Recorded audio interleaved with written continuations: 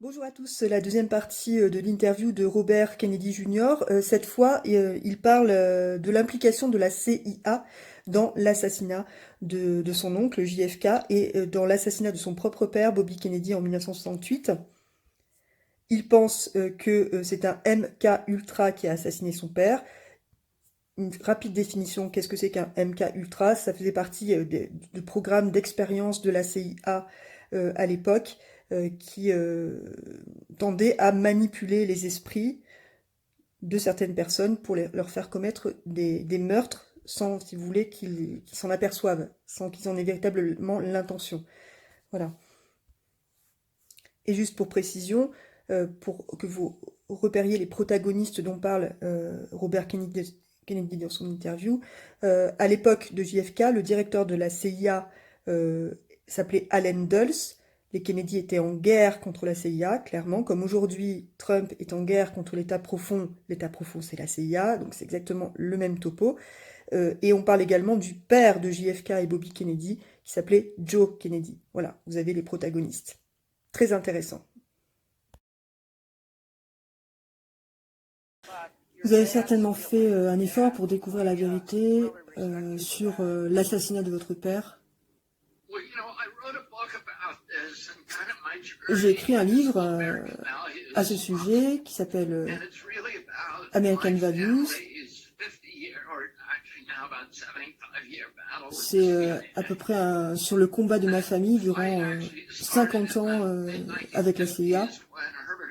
Et ce combat avec la CIA a commencé au milieu des années 50, lorsque Truman a demandé à mon grand-père Joe Kennedy de servir dans la commission Hoover, qui était chargée en fait d'enquêter sur la CIA. Parce que vous savez, la CIA n'a jamais été en fait chargée d'engager des activités paramilitaires à l'étranger, hein, d'assassiner des leaders et d'interférer avec les affaires ou la démocratie dans les autres pays. Ça a été créé par les républicains et les démocrates parce qu'on pensait, après la Seconde Guerre mondiale, lorsque l'OSS a été, donc, qui était l'ancêtre de la CIA, a été liquidé, on a pensé qu'effectivement ce genre de police secrète, d'organisation policière comme l'OSS, était incompatible avec les idéaux démocratiques. Et c'était de la subversion de la démocratie. Et les Américains ont pensé en fait que c'était comme en fait la Stasi, le KGB. Ils ont fait des débats au Congrès. Et vous savez, lorsqu'on a lancé la CIA, les républicains et les démocrates en fait, ont décidé que ce serait exclusivement consacré à l'espionnage, au renseignement. Mais que ça ne devait pas interférer avec les autres pays, en fait. Et puis, Allen Dulles, il a manipulé, détourné, en fait, la loi. Il a fait des petits marchés secrets, avec des fonds secrets. Et il a commencé à s'engager dans en fait, une mauvaise conduite pour la CIA. Et mon grand-père était à la commission, il a regardé tout ce qu'ils avaient fait, ils ont déstabilisé en fait, voire renversé les démocraties au Guatemala, en Iran et autour du monde, et il a dit qu'il fallait démanteler la CIA et notamment la division des plans, qui était la division la plus corrompue. Je fais une petite incise sur la fameuse division des plans, parce que vous allez voir le lien, vous allez voir que le monde est petit, hein, le lien avec la France, le monde est vraiment petit. La division des plans, donc considérée comme corrompue par Joe Kennedy, et qu'il voulait démanteler à la CIA, est aussi appelée la division de la planification. Et le directeur de la planification, à l'époque, donc cette fameuse division que voulait démanteler Joe Kennedy, c'était Frank Wisner. Et là, vous allez être très étonné dans sa biographie. Dans sa biographie, il est comment dire, le père de 4 enfants. Voilà, dont le fameux Frank J. Wisner. Et c'est là que le lien avec la France se rapproche. Frank J. Wisner. Alors déjà, on voit que bon, il était devenu sous-secrétaire d'État au contrôle des armements et à la sécurité internationale sous George W. Bush. Donc vous voyez, vous repérez bien les personnages. Et quand vous voyez sa biographie, voilà, il épouse une Française, Christine de Ganay, et il a un enfant, Olivier Sarkozy, demi-frère du président Nicolas Sarkozy. Voilà. Et si vous vous souvenez, en 2007, juste après son élection, où est parti Nicolas Sarkozy, en plus du yacht de Bolloré, il est parti aux États-Unis. Il était en vacances aux États-Unis et il a été invité chez George W. Bush dans son ranch. Donc vous voyez que voilà, tout ça est en famille. Ça reste en famille, tout ça. Il a dit qu'il fallait démanteler la CIA et notamment la division des plans, qui était la division la plus corrompue. Voilà. Et Allen Dulles ne lui a jamais pardonné, ni à ma famille. Et ensuite, il y a eu la baie des cochons avec donc mon oncle, et ensuite donc Allen Dulles a été viré. Robert, les livres que j'ai lus ont indiqué que votre oncle et votre père avaient des opinions qui étaient en contradiction avec ceux qui pensaient justement qu'il fallait intervenir dans le monde entier et que ça a été une raison de leur assassinat. Oui, en fait, il est vrai que 2 mois avant sa mort, mon oncle, donc JFK, a signé le National Security Order 237 qui ordonnait le retrait des troupes au Vietnam. Il a signé l'ordre de sécurité nationale. Et en fait, le premier millier d'hommes qui devaient rentrer en décembre 63 et il est mort 1 mois avant, en novembre. Lorsque mon père a fait ses recherches donc sur l'assassinat de JFK, il a découvert les connexions avec la mafia et la CIA. Et puis donc il a pensé que son frère avait été assassiné par la CIA. Et il faudrait être un idiot pour ne pas croire ce que la commission du Congrès a découvert en 1985, que le président Kennedy a été en fait assassiné par une conspiration.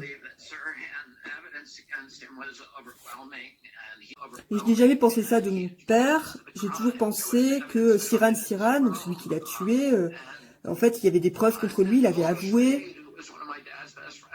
Et Paul Schreit, qui était un des meilleurs amis de mon père et qui était à côté de lui lorsqu'on lui a tiré dessus, et Paul a pris une balle dans la tête à ce moment-là. Et il m'a dit, ton père n'a pas été tué par Sirhan Sirhan. Tu dois regarder dans le rapport d'autopsie. Et je voulais pas aller dans ces théories du complot, mais en fait, pour faire plaisir à Paul, qui est un héros, qui a présenté mon père à César Chavez pendant sa campagne présidentielle, en fait. Voilà.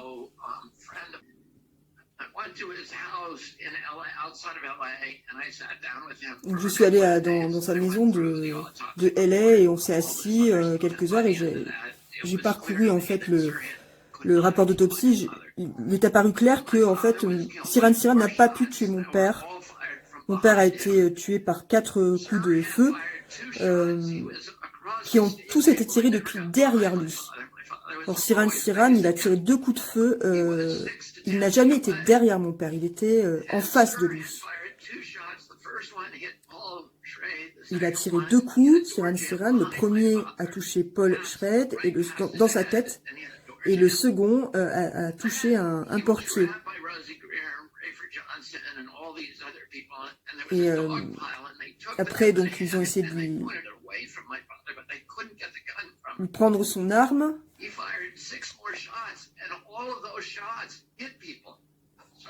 Il a tiré encore 6 coups de feu, et ces 6 coups de feu, on sait où ils ont atterri. En tout, il y a eu 14 coups de feu, et son arme ne pouvait tirer que 8 coups.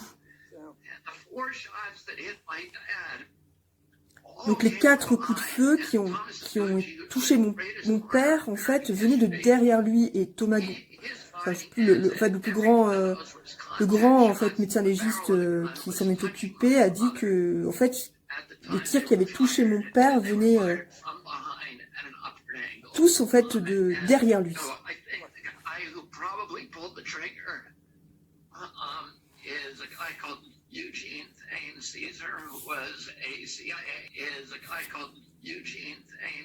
Il y a un gars qui s'appelle Eugene César, qui était un agent de la CIA, hein, et qui était là.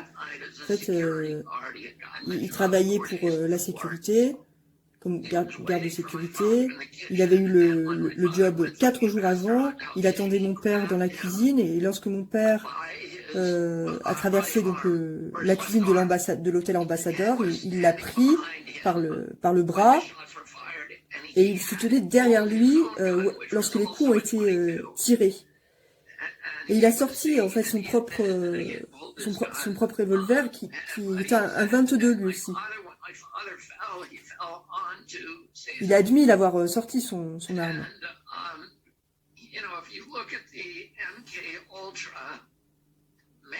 Vous savez, lorsque vous regardez les manuels MK Ultra, vous savez tout ce que la CIA a expérimenté en créant ce qu'on appelle des candidats mandchous. En fait, c'est des MK Ultra, ils appellent ça comme ça.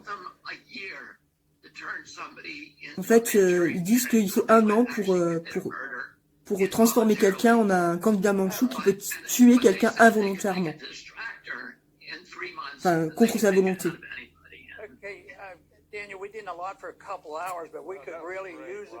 Et là, Ron Paul, là, le présentateur, le coupe, comme par hasard, quand il parle des MK Ultra. Hein.